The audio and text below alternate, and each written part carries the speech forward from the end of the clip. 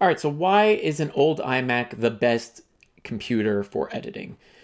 That's what we're going to dive into right now. A little background is this is the newer machine that I'm going to be talking about.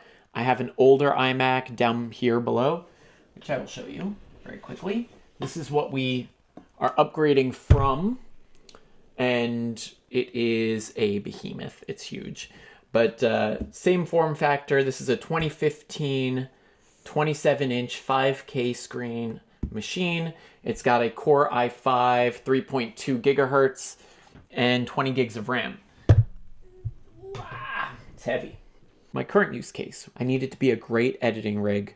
That means color correction, photo editing, video editing, exporting while doing other things in the background. And doing a lot of Instagram reels. So shorter content, but a lot of them. So I might batch out 10 or 15 reels while I'm editing a video. And then at the end of the day, I might actually have like 20 clips to export. And that export process just took a very long time, especially on a 10-minute video, 20-minute video. That would take an hour and a half, 2 hours to export. So it was a very painful process. And when you're doing everything on one machine, it's hard to work around that because it's so busy giving all its resources to the export process that you really can't do anything else with it. I'm also doing real steady exports. So GoPro cameras have a feature in their player. It's called Real Steady, and it allows you to stabilize video content. So if you're in the drone world, you know exactly what this is, I'm sure. Essentially, it eats a lot of resources. It's very CPU hungry, and it just takes a lot of time to render out a clip because once you apply stabilization, it needs to then run the math on that and export a file. So doing anything in Real Steady on this old machine was super painful. Otherwise, I do a lot of SEO research. So that means I have tons of Chrome windows open and I need a lot of RAM. So I want to talk a little bit about why I didn't go with the new iMac or any other computer for that matter. And it really came down to pricing because I didn't want to spend $4,000 on a Mac Studio. I didn't want to spend close to that on a laptop, especially because I predominantly work from this desk. So I wanted something that was powerful, cheap, upgradable, and familiar because I'm coming from a 2015 model. And I looked very hard at the new iMac. So they just upgraded that with the M3 chip. And I realized once I priced it all out that the pricing was going to come out to about $2,400. That doesn't even include taxes. And it's a 24-inch screen compared to a 27-inch. It is limited to 24 gigs of RAM. I'm going to get into why I chose this in a minute, but you can't upgrade the RAM. There's no SD card slot. It just has USB-Cs on the back or Thunderbolt 4 ports on the back. And it can only support one external monitor, which you can't really tell from here, but there is another screen over here. And I plan on adding a third screen here. So one external monitor is pretty limiting, especially when you're going to charge $2,400 for the machine. And that brings me to this machine. I'm so happy that I got this. I did a lot of hunting for months on end on eBay. And I was looking for kind of like a unicorn, and I found it. So this machine was about $900. Came out to about $1,050 or so with taxes and shipping and everything. But this is a 2019 5K screen, 27-inch monitor. It's got a Radeon Pro 575X. It's got a Core i9 9900K CPU in it, so it's super powerful CPU, 8 cores. It came with 32 gigs of RAM, so it already has more RAM than the maxed out iMac, new iMac. It has a 1 terabyte SSD internally, so it's super fast. And this CPU can actually boost up to 5 gigahertz. It's a 3.6 under normal circumstances, 5 gigahertz when it boosts. Very, very powerful. And the reason why I went with a machine that's 4 years old is because, first of all, it's less than half the price of a new one. I can upgrade the RAM.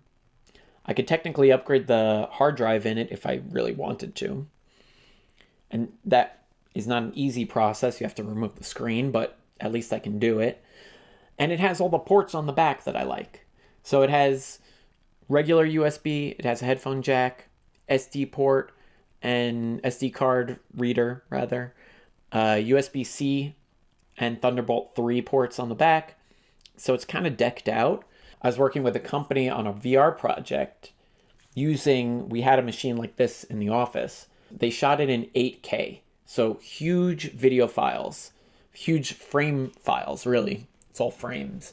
And because it's VR, you have it in a timeline that's over under. So you have 2 fields of view, basically, for stereoscopic video.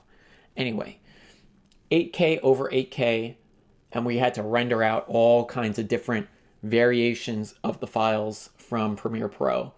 And this machine, not exactly the same specs, but very, very similar, was a beast with it. It handled 8K great. I could edit on it quickly. There was no hiccups, no lag, no waiting for anything. And the render times were actually really, really good. That is why this was already a big positive in my eyes before I even went down the rabbit hole of trying to find a new machine. And that is ultimately why I ended up with this. Let's dive in. I want to show you guys the Cinebench results, and then we'll talk about the performance. I don't know how well you can hear this, but the fans are going, and we got some nice hot air coming out the back. We're really ramping things up here. All right, so we ran the Cinebench test, and now we can actually look at the results. We scored 1270. So 1270, let's look at what the comparable would be. I believe it's right around an M1 chip, but yeah, so we scored here. Yeah, so we're right below the M1 for the MacBook Air. That scored a 1503, so 1270 to 1503. It's very similar. And then multi-core, we are, what'd I say, 10,284. So I think we're also probably in the M1 range. 10,002. So we're right above an M1 MacBook Pro. Right at an M3. Oh, funny enough. Apple iMac 24-inch M3, that's the brand new one, scored a 10,437. So 10,437 on the M3 chip, brand new machine, brand new chip. And we are right there with a 5-year-old Core i9 on the multi-core. All right, so just to wrap this up, is this the best rig for video editing? And in my opinion, it really comes down to what you need it for, what your workflow is like, and what it is that you're really trying to accomplish with it. Because it's very easy to drop $4,000 or $5,000 on a machine that is just a killer machine that if you're not going to use the horsepower, then what are you doing with your money? You're just throwing it away. So some people are into that. I'm not. I'm used to using an older machine till the wheels fall off, and I know that's not for everybody, but I wanted to share that with you. This is a 2019 that is getting basically M1 performance out of it. We saw in the Cinebench results that it is comparable to the new iMac with an M3 chip, which is amazing. So 5-year-old machine compared to a brand new iMac that cost 2.5 times the price, mind you, and we're getting very similar results. It's fully upgradable. You can put in whatever RAM you want. You could upgrade the drive on the inside. It's got all the ports on the back. SD card reader. For an all-in-one solution, this thing's a killer. Also, I considered the Mac Mini, the M2 Mac Mini, and the Mac Studio. What turned me against that idea was I still have to buy a screen. And this screen, which I'll turn up the brightness so you can see, This is a 5K 27-inch screen, and it's all in one. And if I went with a $2,500 or $3,500 machine, I would still have to buy $1,000 replacement monitor for what this is. If I want the same quality, pixel density, all that stuff, it's about $1,000. And I was just not willing to compromise on that. And all of a sudden the price is way higher than what I wanted to spend. And again, I spent $1,000 on this thing. It has everything that I need. I could throw 128 gigs of RAM into it, which I might. I love that it can run 3 screens. You can't see the one that I've got here, but I've got a 27-inch monitor, 28-inch screen right here. And I'm going to add a third one right here soon enough. On the new one is one external monitor. So that seemed like a non-starter for me. To be fair, this is a 5-year-old machine. So by year 7, Apple considers it to be vintage, which means that they're not going to support it in terms of OS updates, like the latest OS. You will still get random fixes for things and security updates. I'm used to that, and I'm okay with not having the latest OS. I don't really care. For the most part, I'm using video editing software and a web browser. So the web browser auto updates all the time, and the video software, I mean, this just doesn't really change very much. So I don't care about that. And again, it depends on what your use case is and what you're doing with the machine and what you really need out of it. This is a great all-in-one solution for me.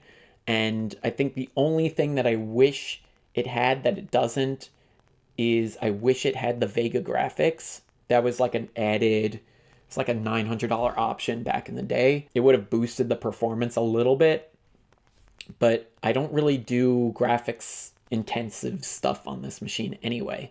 And if I'm ever going to game, I'm doing it on a Windows machine with a GTX card right at my feet. So for me, a gaming machine, it just doesn't really matter. If you want to find a machine like this one happened to come basically brand new out of the box. I know I'm lucky. It was a luck of the draw. But I think if you do a little hunting on eBay, you can definitely find a deal similar to this, and you can save a ton of money, get a machine in really good condition, and again, get something that's damn near performance of a new iMac M3. So go ahead and let me know down below if you enjoyed this video. I know it's branching out a little bit, but I'm trying to find myself a little more with what I'm sharing. I want to be a little more transparent with what I'm sharing on the back end. So let me know if this video is cool or not, and I'll catch you on the next one. Peace.